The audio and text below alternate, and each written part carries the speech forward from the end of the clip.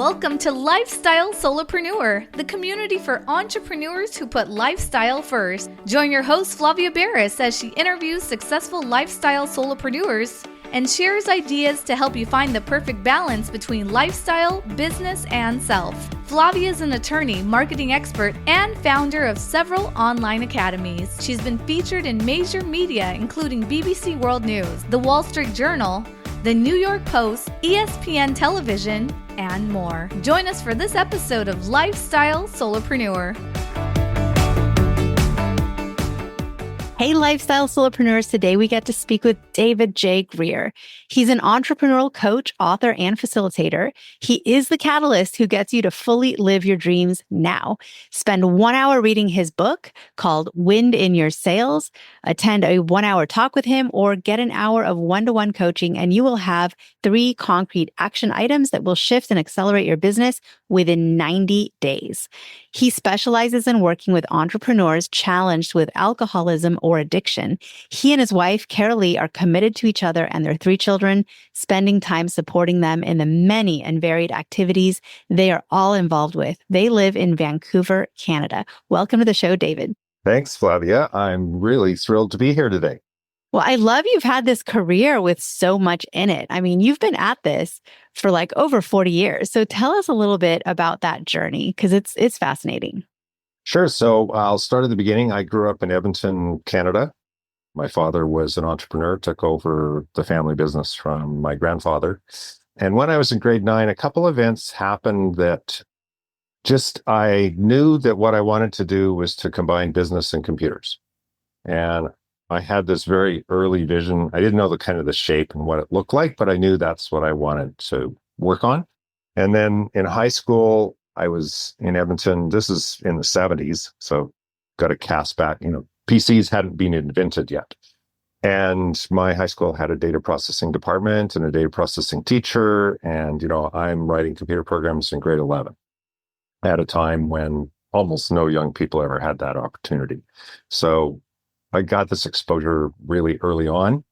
And then I ended up not long after high school moving to Vancouver, chasing my high school sweetheart, who then broke up with me 9 months later.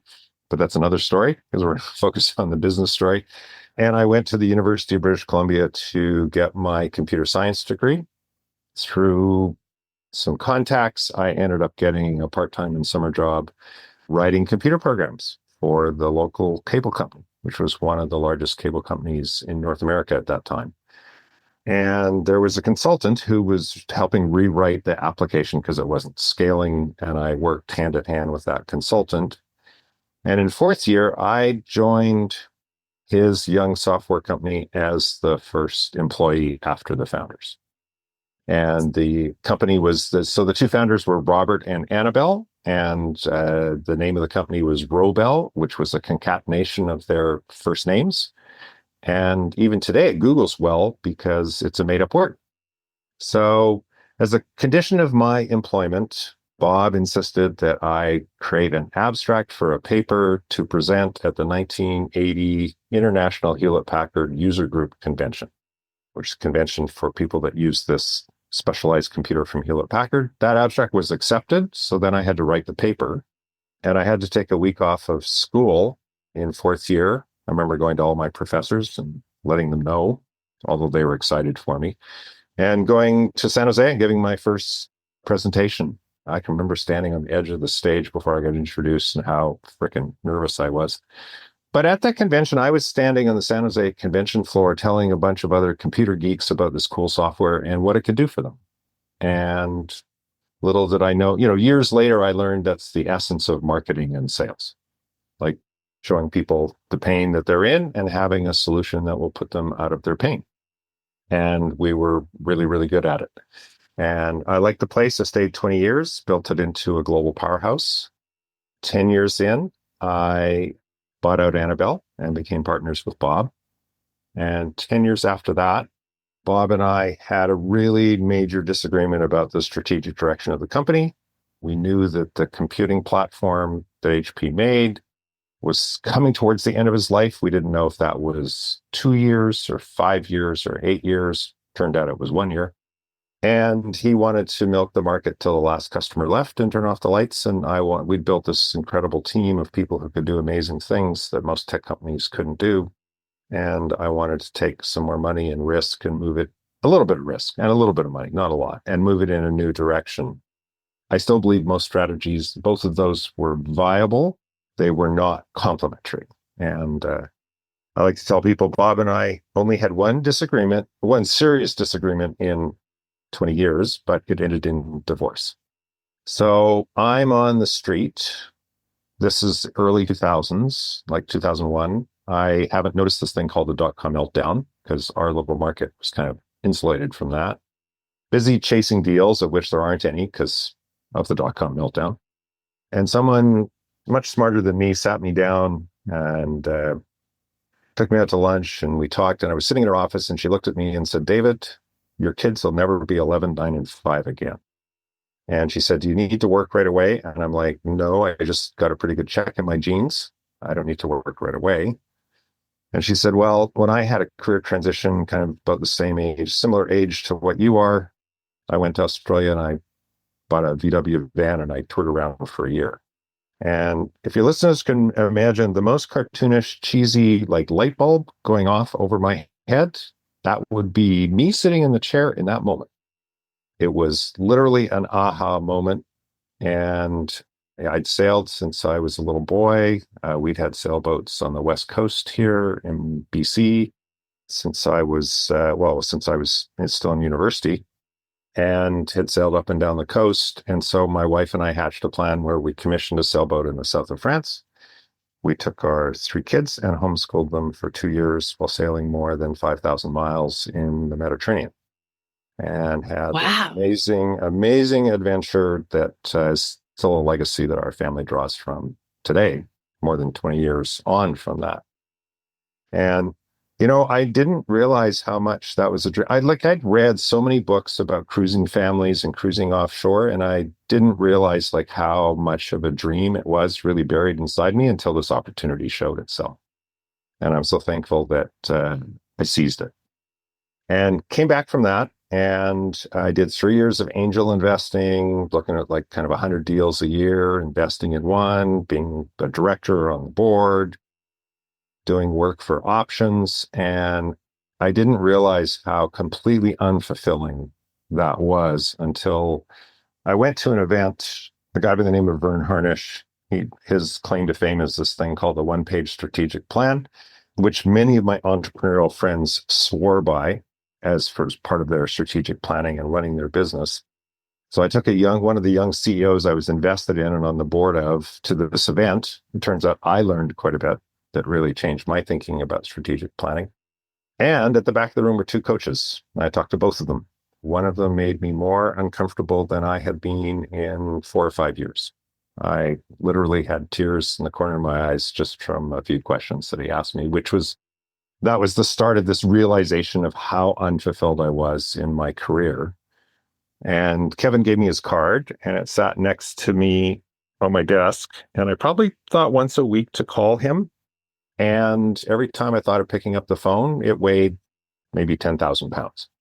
Like, too scared to like take that, that step. But 3 weeks after the event, Kevin called me.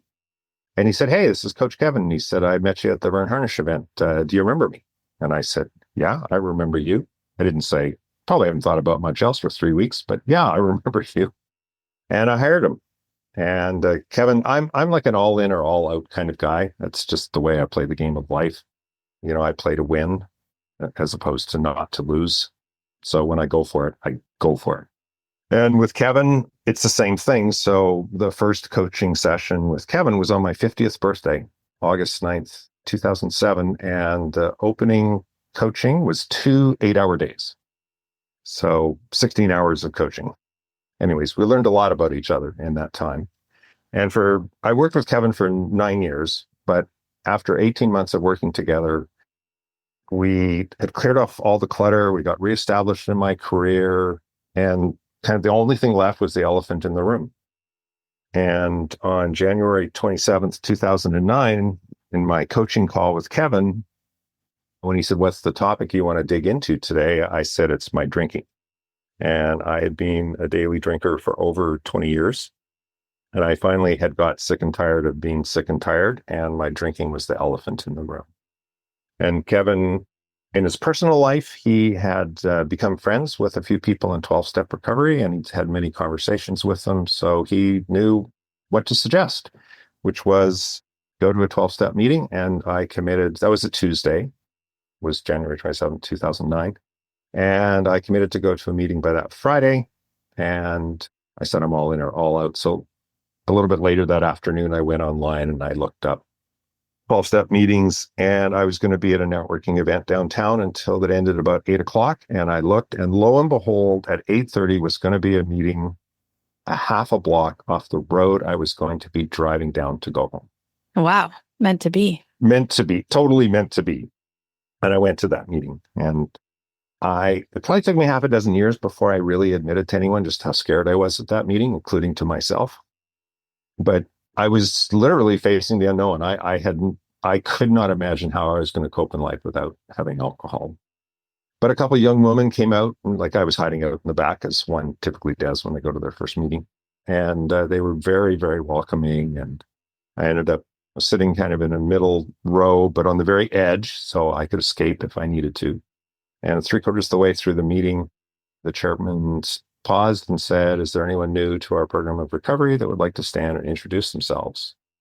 Thankfully, the chairperson that day waited probably 30 seconds, and I just sat on my hands until at the last possible second I stood up and I said, "I'm David, I'm an alcoholic." I don't in that moment really think what I was knew. I didn't know what exactly I was admitting to. It turns out I was admitting to my truth, but it was a watershed moment. And a few weeks later, I made that group my home group meeting, which is in 12-step recovery, you'd make a group your home group. So you commit to going to it every week and you volunteer for service positions with it. And this Tuesday, this week, so I joined that home group, and it's been my home group for all of the intervening time. And if I am sober for another 3 days, what's today? Yeah, I think it's 4 more days. On the 27th of January, I will be 16 years sober. Wow. And at the meeting on Tuesday night, there were at least 3 people that were there who were there the night that I walked in. Wow. Like, to have that level of continuity in my recovery has been something that's been very special. So I started down the recovery path. At the same time, I'm working with Coach Kevin. I reestablished my career. I do 2 or 3 senior executive gigs with always like in senior sales and marketing roles with entrepreneurial friends of mine, but all behind the scenes, I was often working with them on strategy. And the last of those gigs was like VP of marketing for a $35 million a year publicly traded telematics company. I came out of that gig and I realized I had worked as hard those 3 years I was there as I had probably at any time in my career. And I decided I did not need to prove to anyone in the world that I can work hard. And I wanted to figure out a way where I didn't have to work as hard. And also, I came to the conclusion with Kevin's help that what I wanted to do was give back to entrepreneurs the gifts that Kevin had given to me. So I made the decision to become an entrepreneurial coach and a facilitator, because it turned by then I built quite a bit of expertise in this scaling up methodology and the one-page plan. So I specialize in facilitating strategic planning with that tool. And I do a lot of one-on-one coaching. I wrote my book that you referred to in the intro and started off on that journey, being a coach and an entrepreneur. And then about 3 or 4 years ago, I decided to break my anonymity about my recovery and to become very, very public about my alcoholism and my recovery. And I see it as my mission to share my experience, strength, and hope in business and in recovery. And I'd like to reduce the stigmatism of alcoholism. I can almost guarantee every listener, there's someone in your life that you may or may not know it who has alcohol use disorder or substance use disorder, because roughly 10% of the population have one of those. Mm-hmm. So I became very public about, like, this is I mean, I have lots of clients who are not challenged with addiction, and I have a lot that are. But I'm one of the few coaches, business coaches that I know of who's public about that aspect and really let people know that I do specialize. I know the challenges of operating a business while drinking every day, and I know the challenges of running a business when you're sober. And I think it has some special challenges because you're an entrepreneur. Because alcohol is so prevalent in many, not all, but many businesses. Alcohol is very present. It's kind of lubricant to get deals done, to network, to do a lot of things. So how do you be a sober entrepreneur in that environment? So I just got a lot of personal experience of how to deal with that.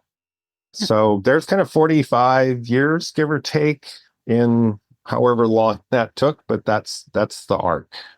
What an amazing story and so inspirational. You've probably helped more people than you could possibly count, because there's people that read your book, that hear your messages, that aren't even necessarily your clients, that you're helping just through being transparent and open. And there's been, I think, more movement in society in general towards acknowledging that addiction, alcoholism, I mean, it's out there. Like you were saying, it's much more prevalent than people think. In one of my industries, which is law, now I don't know about every state, but in California, you have to actually take a continuing legal education class regularly.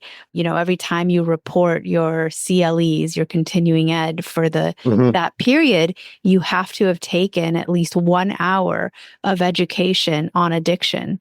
And that's because in the profession of law, it's very prevalent. And it could just be, certain professions sort of attract certain personalities or people with tendencies, or, the stressors of legal practice, like lead people to go down that path. And so I'm hopeful that there is less stigma as we go forward, less and less over time, and more people seek help. To add to your lawyers, so my sponsor is a former lawyer. He's retired now, but he was very, very involved in the Lawyers Assistance Program here in British Columbia, which is like a model across North America, which is not just for addiction. It could be that someone died who's a lawyer, and then they're there to help, with spouses and with children. But a big part of their work is around addiction and alcoholism, and it's separate from the law society. So like everything that you share with them is confidential. And it has been instrumental. And every year they have like a gratitude lunch, and I've been very fortunate to be able to go to it and just hear judges, lawyers, like how many who've been helped by that program and on a path to recovery. Well, I love that you wrote a book. I'm a big proponent of taking your knowledge, your story, what people pick your brain about anyways, and putting it into that medium, into a book that people can take with them, read it, absorb that information. And like you said, spend 1 hour with a book. You can read a book in a day, but sometimes these books are a capsule of like for you, 40 years of experience. So tell us about this book. It's called Wind in Your Sails. Tell us a little bit about what is in the book, Sure. Who it's for. So the book is really targeted kind of owner-founders who've been with one business, being fairly successful, but are getting stuck for one reason or another. And I wrote 10 chapters, which I call strategies, or we could call them 10 functional areas of a business. And my experience is, so there's like the entrepreneur, him or herself, there's like corporate strategy, there's innovation, product, marketing, sales, exit, finance. I probably missed one. And my experience is those kind of owner founders are really, really good in 3 or 4, pretty decent in 3 or 4 more, and probably have 2 they never heard of. And it's kind of a quarter a theory book about how to think about your business, and then all the rest is like practical, hard-nosed things you can do. And again, that experience. And then a third of the book is other entrepreneur stories. So every chapter I interviewed entrepreneurial friends of mine who I thought were like particularly good in that area of the business. And there's a 2,500 to 3,000 page case study at the end of every chapter featuring these entrepreneurial friends of mine and their experience and challenges and how they overcome them in their business. So you get that whole package. And I mean, if you buy the print copy, I did include a very extensive index. And my thinking is if you're stuck, pull it down from the shelf, look in the index, find the right 4 to 8 pages to read, and you'll have a couple ideas for what to do next. And so you're the catalyst who gets people to fully live dreams out. Mm-hmm. Tell us a little bit about that. Do you think that a lot of people out there are not living their dreams? Well, I just take my example that I shared with you. Like here, I come out of this business. I mean, by all outside, I'm very successful, made lots of money. I love the business. I love the customers. And yet here was this buried dream that I didn't even realize I had. And it took someone else to be a spark to either realize it or give myself permission to do it. I'm not quite certain which of those, and it doesn't matter. Like, she was my catalyst to let me live my dream that I didn't even realize I had. And that's part of the work I do with entrepreneurs, is just to help them to explore maybe things that are really important to them, that their business has overtaken them, or their life, or whatever. They haven't pursued that aspect. And we just explore like what that dream means to them and maybe what's holding them back from living it.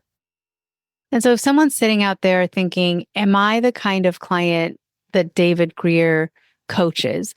What is your typical client? Because someone may be sitting there thinking, I don't have an addiction issue, or maybe that issue, they do have it, but it's something they don't want to talk about.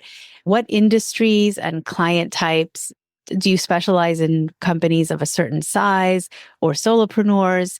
Give us a little bit of guidance so that if we know Sure. somebody that could use your services, we can steer them towards you because you'd be the right coach. So the majority of my clients are entrepreneurs, typically owner founders, built a business with at least $1 million a year in revenue or more, and 10 to 200 employees. So that's definitely the majority of my business. And I think, some of the skills I bring to the table are around relationships, culture, people, as well as the part around strategic planning. And I think those people, if you're a solopreneur, you probably don't have employees. You might have subcontractors. So the people issues may not be as big. But having said that, I do have a portion of my clientele who are solopreneurs. And it's really about, what are you stuck on? If anything, if you're not stuck, your business is going well, great. And you got the life you want, great. You don't need my help, most likely. But if you've grown your business to a certain size and now you're stuck and you want to grow it bigger, but you just keep hitting the ceiling. I also work with people where, you start a business so that you can be free of the corporate jungle, so to speak. And I love that I went through your website, and one of your early posts or recordings talks about the idea that your time is all your own as a solopreneur or an entrepreneur is not correct. It's really, because it's about the customer. However, you still can put up boundaries, and you still can structure your life and have more control than maybe you think. So people sometimes come to me because the business has them pinned to the ground and they don't know how to get out of that. And I think a lot of parents too are like, if you're a parent, your time is absolutely not your own, because you're now, responsible Right. for this other little Yep. human, or two, Yep. or three, or four, or five. And so it's true. I mean, it's a constant sort of, we design each day, but there are some limitations and some boundaries, that we can design, but others that are sort of out of our control. I love that you focus on 90 days. So you're like, you help people shift and accelerate within 90 days. What's the magic of 90 days? Why not 30 or 60 or 180? So my basic kind of tenet around strategic planning business is a quarter has 13 weeks. So roughly that's 90 days. It's slightly more or whatever. But roughly 90 days is 13 weeks. And in 13 weeks, you can get a lot of shit done. And if you go wildly off course, or you choose like a course at the beginning of 13 weeks and you end up someplace you didn't expect to at all, there's like still 3/4 in the year to recover from it. Like there's always enough time to recover. So enough time to get a lot of stuff done and decide whether you're on the right course. And if you're totally, totally off, there's still enough time to recover. So I think it's a very natural and really good pulse point to plan and execute around. Well, you have offered very generously a 1-hour coaching call for people who are interested in getting to know you better and having that conversation. So give us a little bit of detail about how someone reaches out to you, how does someone connect? And we'll also put up the way to connect with you in our podcast guest gift vault. So it's podcastguestgift.com. Anything that our audience can benefit from that our guests generously offer, we like to put in there as well. So there's 2 ways you can get this information. For me, it's coachdjgreer.com. Coach D as in David, J as in James, Greer.com. Every page on my website in the top left corner has my phone number and my email address. And there's a contact form. So reach out via one of those methods. It's literally that simple, and we'll book a time and we'll spend an hour and we'll help you get unstuck and figure out what the next step is to move you forward. David, thank you so much for what you do out in the world and everyone that you help, not just with your story, which is profound, but your book, your coaching. I mean, you're out there just helping others live their dreams and achieve what they want and their goals. So I'm very grateful to you also for taking the time today to talk with us about all of this. So thank you, David, for being on the show today. Thanks so much for having me. I really appreciate it. Hey everyone, thank you so much for joining us, and I hope you enjoyed the show. Don't forget to subscribe to this podcast, and if you leave a review on iTunes, I promise I will read every single review. If you know someone who makes a full-time living from part-time work, and maybe this is you, please visit lifestylesolopreneur.com to nominate a guest or to nominate yourself. Because remember this, money doesn't buy happiness. But money in the hands of a happy person, there is no greater tool. Today's episode was brought to you by the Get Shift Done program. It's a lifestyle-changing online class to help you define your business and lifestyle ambitions and to set goals in a way you've never experienced before. This class will 10x your daily productivity with methods that will blow your mind. And if you use a coupon code podcast, the class tuition is 99% off. Visit GetShiftDone.com to enroll today.